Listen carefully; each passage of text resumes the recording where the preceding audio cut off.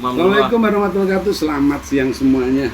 Kembali lagi bersama dengan Sabira.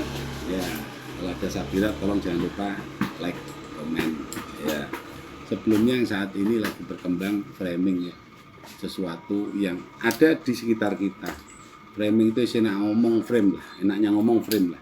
Frame ini mau dibawa baik ya baik, mau di frame-nya jelek ya akan jadi jelek. Tapi kalau ketika sesuatu di frame tujuannya untuk kebaikan, maka itu akan jadi bagus. Tapi rata-rata narasi yang terjadi dikuatkan dengan narasi sehingga tujuan, karena otak kita, kepala kita ini beda-beda nih. Kepala sampean sama saya beda, mau saya ada rambutnya sampai tidak ada rambutnya, pasti ada yang ngomong gitu itu nanti.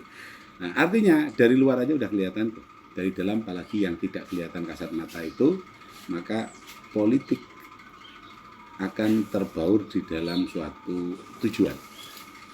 Tapi manakala kita bisa memahami ternyata apa, ilmiah itu perlu disandingkan dengan framing. Ya, orang yang berilmu maka dia nggak mudah untuk kebawa narasi-narasi yang tidak benar. Orang yang punya ilmu. Istilah kepala kita istilahnya air putih. Kemudian kalau di situ ada sombo warna merah, ya kan? Nah, sebelum air putih ini dimasuki oleh sombo warna merah tadi, nah makanya kita bisa jangan nanti rusak. Oh ya, cukup disandingkan saja, artinya hanya untuk wawasan.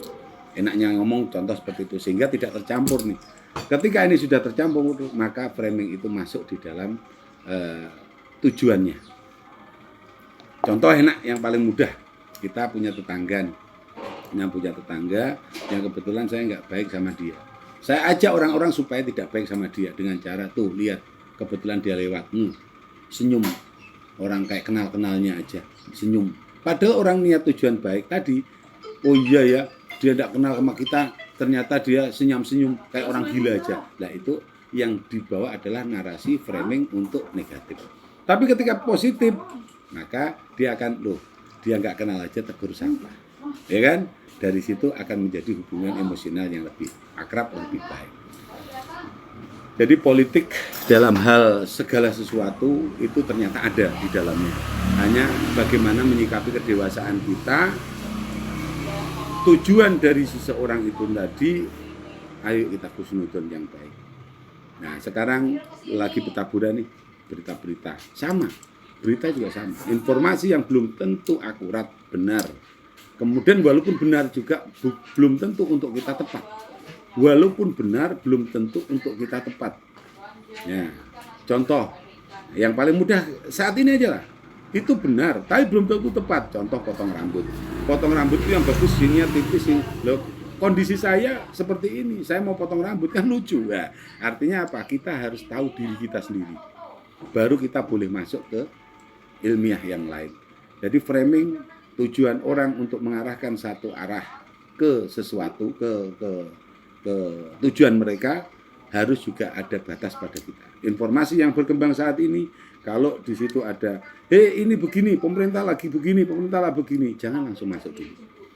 Jangan langsung masuk dulu, tapi kita pahami dulu tujuan daripada berita yang akan berseliweran ini nanti.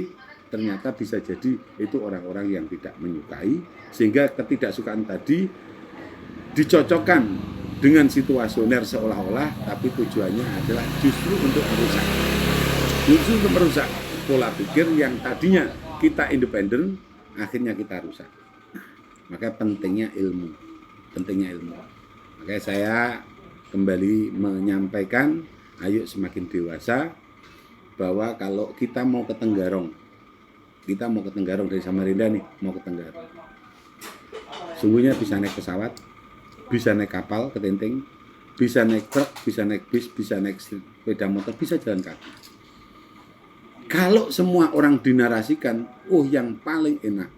Kemarin saya naik, seumpama nih, naik Pajero karena terasa gunjal-gunjal, gak terasa. Betul, bukan salah. Tapi apakah tepat ketika kita tidak punya kritis? Kemudian kita maksakan pakai sewa Pajero, kan contoh begitu. Ya sesuai kondisi kita paling tepat ternyata naik motor karena kita adanya motor. Nah, inilah yang harus kita mainkan dalam mindset kita, sehingga kita menjadi orang yang selalu positif dalam kehidupan. Oh, yang di luar sana ternyata ke Tenggarong yang enak naik kapal karena bisa santai. Ya, dia punya waktu santai. Ada orang yang dikejar waktu. Karena apa? Karena pekerjaan. Jadi nggak semua harus sama. Nah, tapi namanya framing itu tujuannya apa? Harus selalu dikedepankan adalah ilmiah dalam kehidupan per orang masing-masing. Cocoknya, pantasnya, baiknya kita ikut yang mana, kita harus menjalani yang kayak apa, itu yang tahu sesungguhnya adalah di sini, di hati kita. Yang tahu adalah kita. Yang tadi dicontohkan, bagusnya naik pesawat, udah cepat, naik helikopter, bla bla bla, yang punya. Sedangkan kita nggak punya. Bahkan supaya kendaraan nggak ada, terpaksa jalan kaki ternyata lebih enjoy. Karena apa? Sambil olahraga. Lah, itu juga. Tapi ketika yang jalan kaki mengatakan, kalau kamu mau sehat ke Tenggarong, jalan kaki. Ada orang juga yang jalan kaki aja sulit, nggak punya kaki. Nah, contoh begitu. Jadi tidak semuanya, semua apa yang ada beredar di informasi langsung kita iyakan, tapi disesuaikan dengan pola dan kepemilikan kita. Maka kita akan hidup yang namanya selamat dan hatinya tenang. Kita tidak tenang karena apa? Karena banyak keinginan tapi tidak mau menjalankan. Nah, itu. Banyak keinginan tapi tidak bisa menjalankan. Nah, tidak akan pernah tenang. Mungkin itu aja.